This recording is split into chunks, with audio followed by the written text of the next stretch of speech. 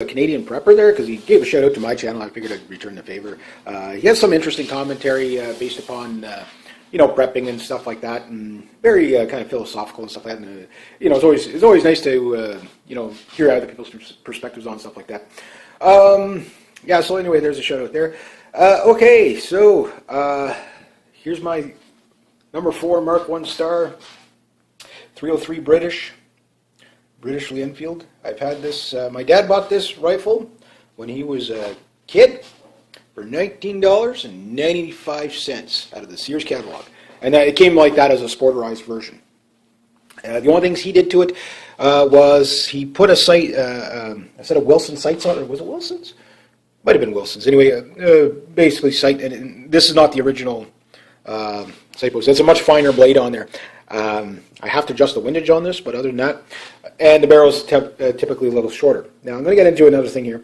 Here's a 303. This is a deer mashing. You want to see this a destroyed deer? You shoot him with a 180 grainer like this. So that barrel, I got a lot of mileage on that barrel, but it's not too bad. It's still pretty tight. So I've seen better. How many rounds do I have through? I don't know. I mean, I've been plinking with this thing since I was a kid. Ah, crap, I'm not going to know my rounds now. And I just have some other ammo here for some size comparison. That's 7mm Magnum. Remington 7mm Magnum. Pretty sure it's Remington. Yeah, Remington Magnum. That's a Hornady round. Very nice. Awesome caliber to shoot.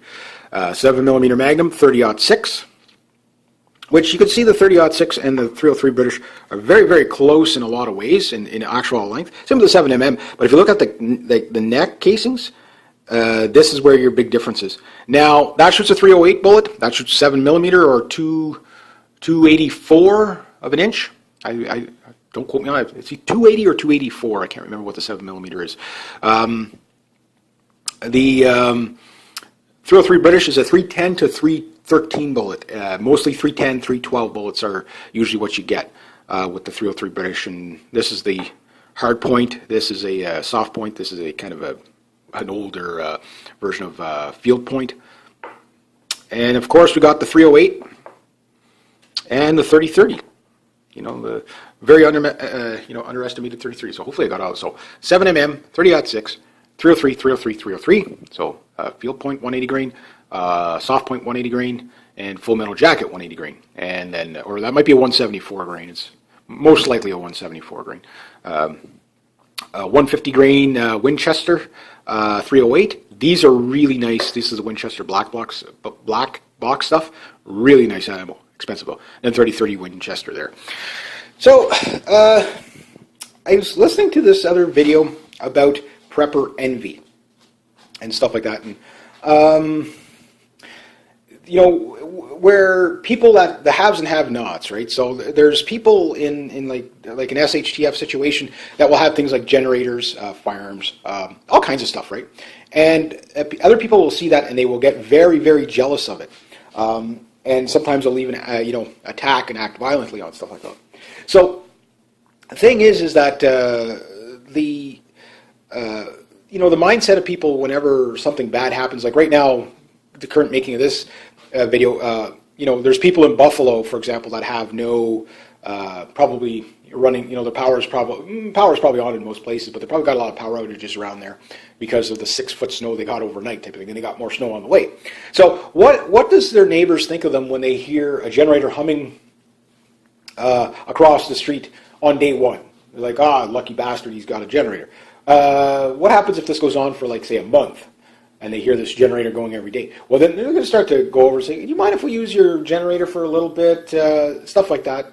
And then it gets to the point where it starts to become a pain where they're not bringing back our generator. They never put gas in it, stuff like that. And then you get some sort of a feud out of that.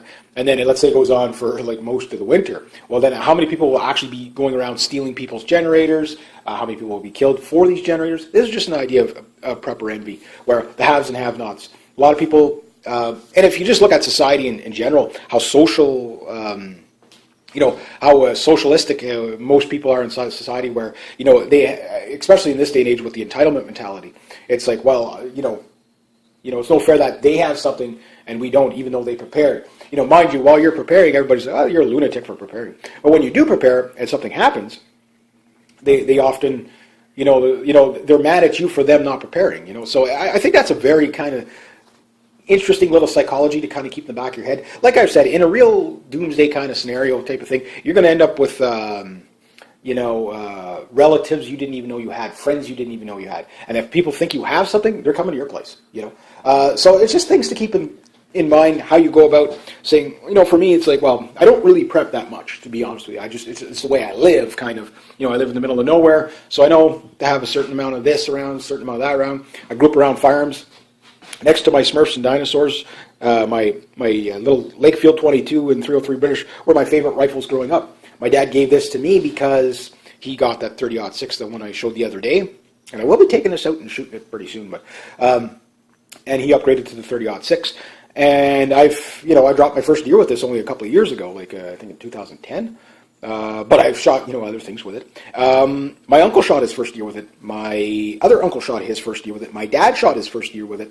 My friend now, Chum, his dad, shot his first wolf with it. Another guy who you've probably seen in one of my videos with the SKS, my buddy Sean, his dad, who's WT Outfitters, which he shot his first deer with this rifle. So this rifle's got a lot of mileage on it. That said, who knows how much mileage it had before it went to Sears and got refurbed as a surplus rifle. Again, sporterized or whatever. The only thing I've done to it is put back the... this is not the good one with the vernier on it. It's just the quick ladder sight. I think it's a 300-yard bore sight, and then you can go out to 1,300 yards on it. It's... Because the barrel length isn't, this is more like a jungle carbine length. I think it's a 19-inch barrel. It might be a 20-inch barrel. I really don't remember. I haven't measured it in a long time. So the sights aren't calibrated anymore. Plus, the steroided 303 British ammunition that we shoot now is not the stuff they were shooting in World War I and World War II. So obviously, it's a lot hotter ammunition. So you have to kind of recalibrate it yourself and see where it hits. But they're typically bore sighted to about 300 yards anyway, typically. And the magazine's having problems with, I guess after, probably, well, at least almost 600, 800, maybe 1,000 rounds that I've put through it. My dad only put maybe a box, less than 100 rounds through it. And God knows how many thousand rounds. The magazine's starting to, it's not feeding properly anymore, which is too bad because the action on this thing is just amazing. Very good quality firearm. So I know it's a bit of a digress from what I was talking about. But, I mean, things like this, for example, a really good rifle like this, in an SHTF, somebody's going to want this. You know what I mean? That's the thing, and some people may have better rifles. Somebody may want better rifles. They may use a rifle like this to upgrade to better rifles. Not that I'm making any threats or anything like that. It's just, again, we're talking the hypotheticals. With that, being prepared, I think, is a good idea. Taking it overboard, well, no. I mean, you have to be practical. The things I would prep for the most is the things that most likely are to happen, which is power outages, log situations, without grid, what I call without grid. Let's look at it this way. People in Buffalo, if somebody has a heart attack right now when there's 6 feet of snow on the roads, what do you do? If somebody slips and falls and breaks an ankle or an arm or whatever, what do you do? That's the stuff you should be preparing for, because that's most likely to happen. What happens when somebody's sitting in the car? They've been sitting in the car for the past 26 hours. I mean, they just rescued a school bus full of girls, but they were probably on a big, bright yellow school bus, even covered in snow. You'll probably still see the yellow a bit on a highway somewhere, probably surrounded by hundreds of other cars. And sure, the crews can come along in that. But what about the person on the back road somewhere, that's still sitting there? What do you do? That's the things that I think, lead to prepper envy, is that the people that think about that stuff ahead of time. Prepare for the worst, hope for the best. But with that, I also think a lot of people will probably not not be able to accept other people, not necessarily laughing and giggling it off, saying, "Oh well, we're." But when all the neighborhood is dark and one house always has light in it, that is going to tick other people off, the haves and the have-nots. Why? Because you're in misery and they're not. And a lot of people are like that. That's just the way human nature is. A lot of people, this is why people, whenever you see like a rock star or something like that kind of fall from grace a bit, why everybody gets on the bandwagon to kick them while they're down. Because sometimes people just like to see other people in misery. you know. And that usually is a reflection of something in themselves that they're not getting out of their lives. When you want to see other people hurting or suffering just because you are, it's probably because you got stuff to deal with. You know what I mean? So that tells me more about them. You know. But that said, I would still prepare. You know, this idea, well, I shouldn't prepare because other people are going to come out and take advantage of me. Well, look at my cat, for example. She prepares. She prepares for meals. She prepares to be petted. You know, even though I may not pet her, she still prepares for it. You know, she prepares for the treats, even though she may be a bad cat most of the time and may not get a treat, but she still prepares for them. Right, Missy? She doesn't even pay attention. No treat for you. That's it. Your treat privileges are gone. Okay, well, I'll let you out then. When you come back in, I'll give you a treat. Okay, there you go. In and out, in and out. Okay, so anyway, that said, I thought it was an interesting concept. You guys post down below what you think. If you like the content, this is just kind of a shorter video. Oh, for Canadian Prepper, if you do watch this video, this is only video number 8 for the day. What are you talking about? Yeah, I do put out a lot of videos, but I like doing it, and the reason why I like doing it is just it's you know, I could be doing other things that are much more boring, like shoveling snow right now. You know, or throwing in wood for somebody, or doing something, or cleaning a roof, or whatever.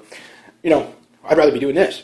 So, for me, if you'd like to donate to the channel, there'll be a link down below, and thank you for everybody who has. It does help. It helps me to keep doing these kind of things if you like this kind of content. You know, it will be paid forward. You know, there will be other things such as upgrading my channel, hopefully upgrading my internet at some point so that I can get a little bit more memory so that I can do live chats with people and stuff like that. So when you donate, that's what you're, you know, that's what it's going towards. So so next to that, rate, subscribe, share, comment, like, and yeah, be true to yourself, be true to others, and yeah, tell me what you guys think about that prepper envy. What do you think people would envy the most? What would you envy the most if you didn't have it and somebody else did in a you know, SHTF kind of situation? And again, most people think of the kind of Mad Max kind of Doomsday SHTF, but most SHTFs that you're going to experience are going to probably be weather related. Just my take on it. So what is it that you hate it when you see other people have and you don't? For example, when you run out of toilet paper when all the stores are closed because of the snow, and everybody else is like, I just went to the bathroom.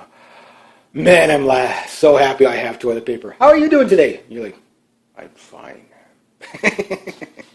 Anyway, I'll leave it at it. So anyway, rate, subscribe, share, comment, like. Be true to yourself, be true to others. Always do the right thing. G'day, hey, hi, and welcome. First off, I want to give a shout out to Canadian Prepper there, because he gave a shout out to my channel. I figured I'd return the favor. He has some interesting commentary based upon you know, prepping and stuff like that, and very kind of philosophical and stuff like that. And you know, it's always nice to you know, hear other people's perspectives on stuff like that. Yeah. So anyway, there's a shout out there. Okay, so here's my number 4 Mark 1 star, 303 Britishly Enfield. I've had this. My dad bought this rifle when he was a kid for $19.95 out of the Sears catalog. And it came like that as a sporterized version. The only things he did to it was he put a set of Wilson sights on it. Was it Wilson's? Might have been Wilson's. Anyway, basically sight, and this is not the original sight post. It's a much finer blade on there. I have to adjust the windage on this, but other than that, and the barrel is typically a little shorter. Now I'm going to get into another thing here. Here's a 303. This is a deer mashing. You want to see this a destroyed deer? You shoot him with a 180 grainer like this. So that barrel, I got a lot of mileage on that barrel, but it's not too bad. It's still pretty tight. So I've seen better. How many rounds do I have through? I don't know. I mean, I've been plinking with this thing since I was a kid. Ah, crap, I'm not going to know my rounds then. And I just have some other ammo here for some size comparison. That's 7mm Magnum. Remington 7mm Magnum. Pretty sure it's Remington. Yeah, Remington Magnum. That's a Hornady round. Very nice. Awesome caliber to shoot. 7mm Magnum, 30-06.